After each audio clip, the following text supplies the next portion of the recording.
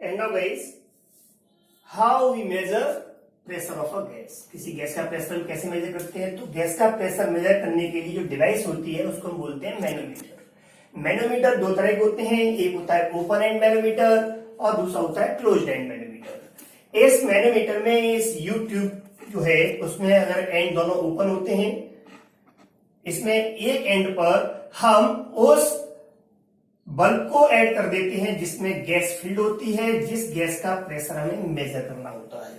तो इस तरह के इस मैनोमीटर को हम ओपन एंड मैनोमीटर बोलते हैं। इस यू ट्यूब में मरकरी फिल होता है, इसमें हम मरकरी फिल कर देते हैं। ये एजी कॉलम है, इसमें मरकरी है।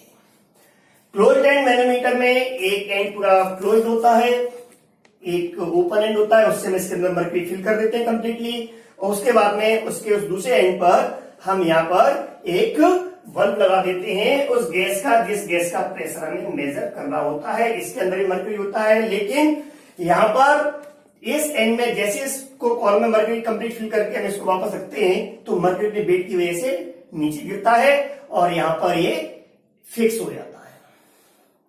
ये भी इसके अंदर मरकरी है। अब हम इनसे गैस का, इन दोनों से गैस का प्रेशर मेजर कैसे करते हैं?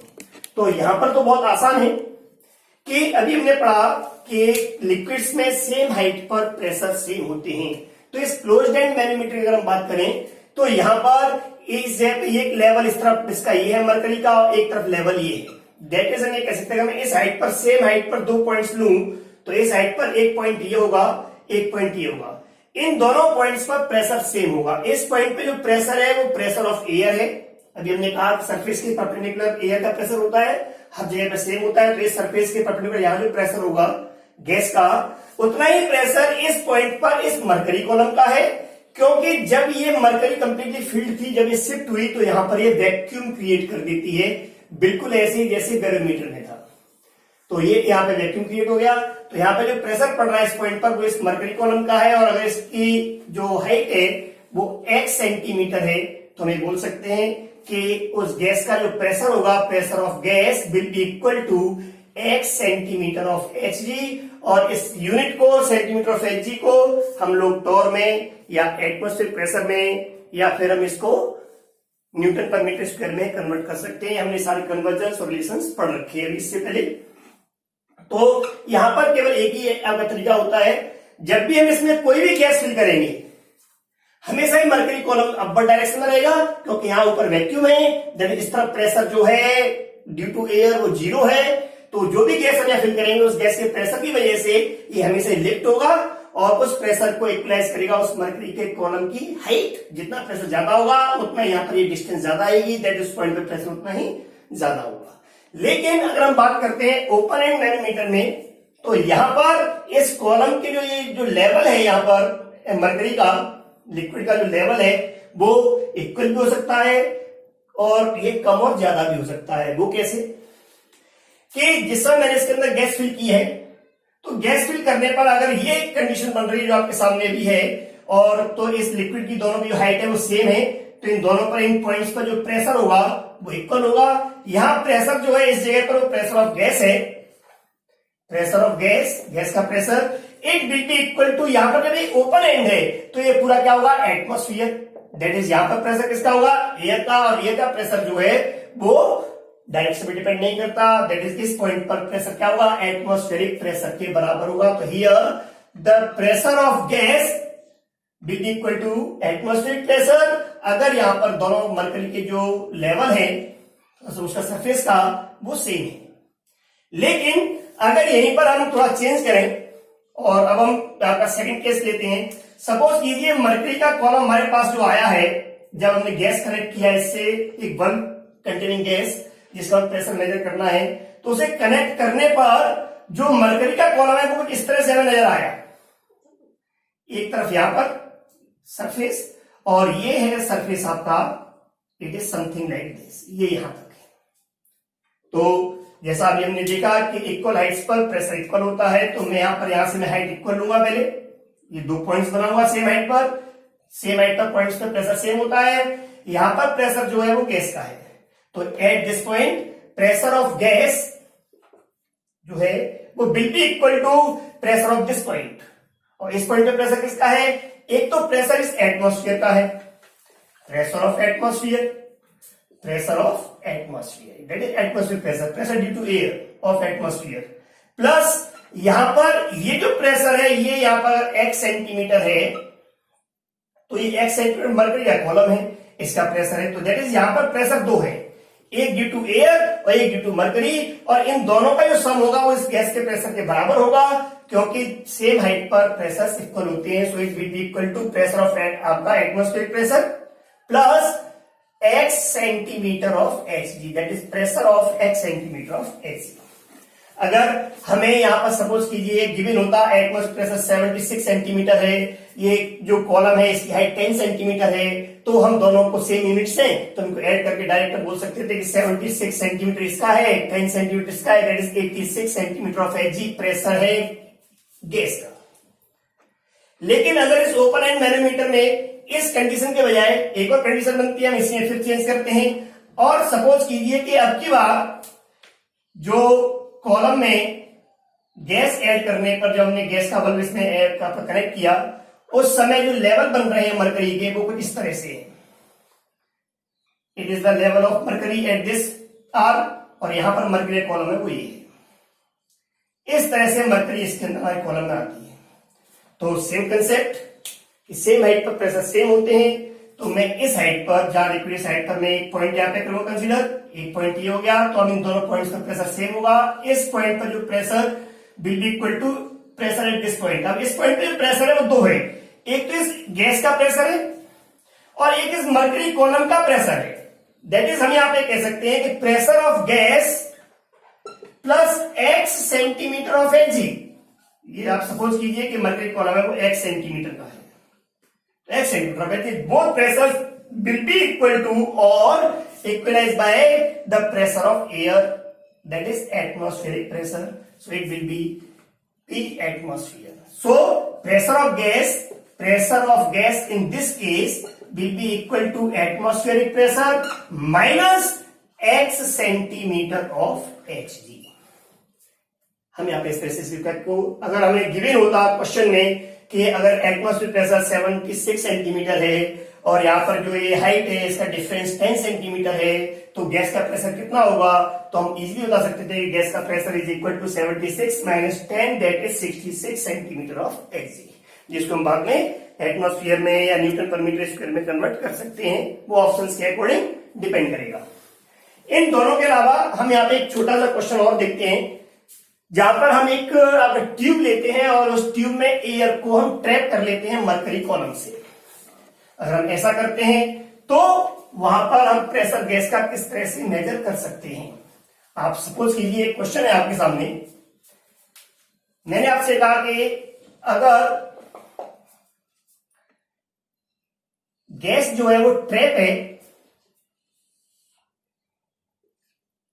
जिसमें जो ये मरकरी कॉलम है और ये है 10 सेंटीमीटर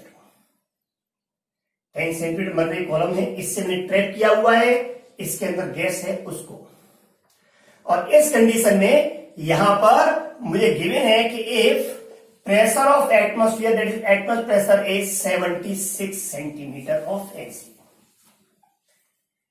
ऐसा है। और यहां पर अब इस केस में मुझे पता करना है देन प्रेशर ऑफ गैस क्या होगा। नंबर 1, जब मैं इस कॉलम को वर्टिकली कर देता हूं, जिसमें इसका जो एंड है ओपन एंड वो अपवर्ड हो, ऊपरी तरफ हो, मरकरी कॉलम की लेंथ हमें मालूम है अभी 10 सेंटीमीटर है, तो यहां पे जो गैस फिल है इस गैस का प्रेशर कितना होगा। सेकंड केस है कि अगर मैं किसी ट्यूब को वर्टिकली अपवर्ड रखता हूं लेकिन अब इसका जो ओपन एंड है वो डाउनवर्ड हो, वो नीचे तरफ हो, तो अब यहां पर ये 8 सेंटीमीटर वही 10 सेंटीमीटर है मरकरी कॉलम, और हमसे पूछा गया है कि इसके अंदर ट्रैप्ड गैस है, इस गैस का प्रेशर अब क्या होगा। थर्ड केस है आपके सामने, अगर हम आपसे ये कहते हैं कि ये जो ट्यूब है जिसमें हमने गैस को ट्रैप किया हुआ है वो आपके सामने रखा हुआ है, तो इस केस में गैस का प्रेशर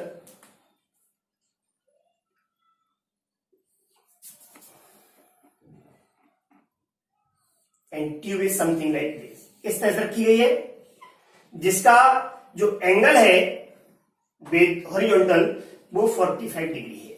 और अब आपसे पूछा गया है कि इसके अंदर जो गैस ट्रैप्ड है उस गैस का इट इज 10 सेंटीमीटर, इस गैस का प्रेशर कितना होगा।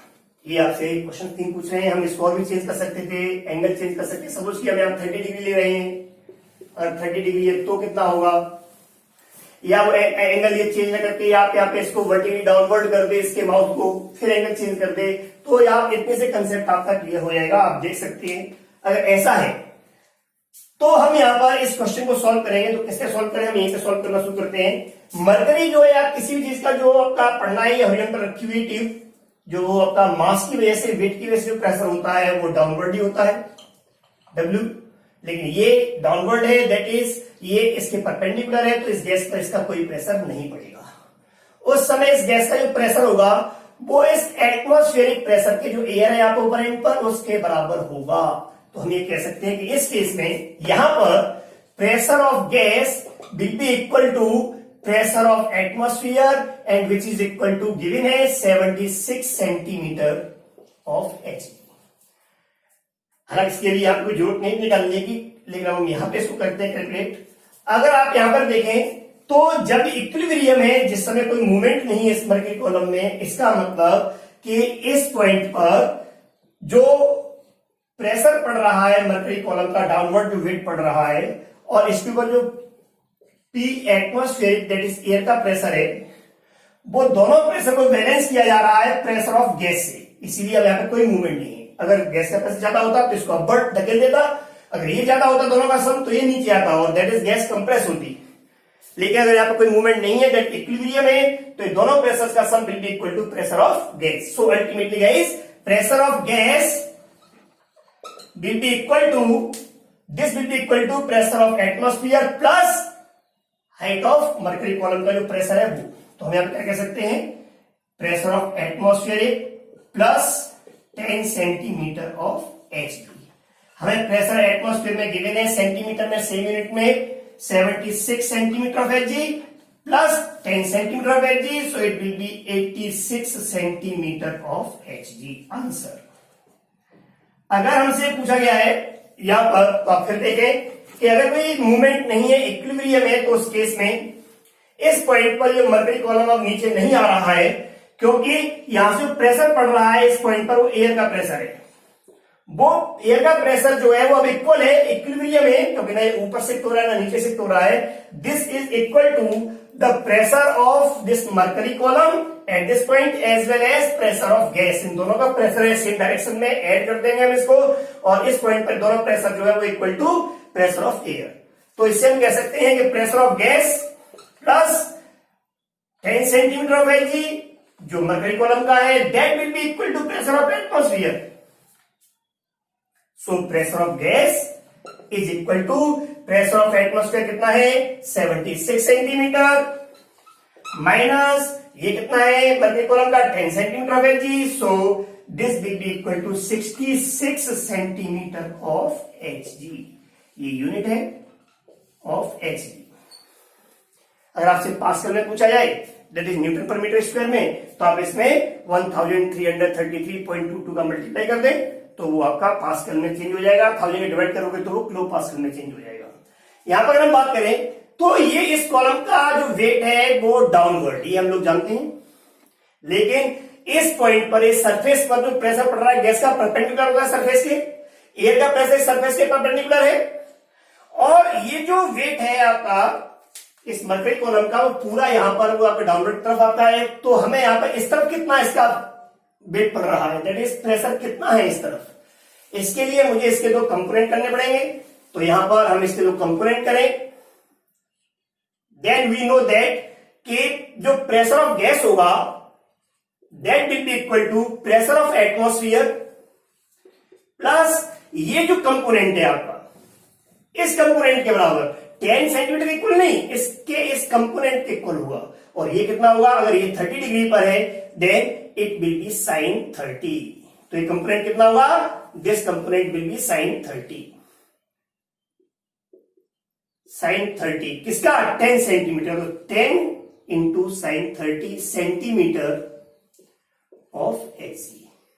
ये कितना होगा, कॉस, जो किसके परपेंडिकुलर है, परपेंडिकुलर, तो इसमें गैस पर कोई फर्क नहीं पड़ेगा। तो हम यहां पे कह सकते हैं 10 इंटू sin 30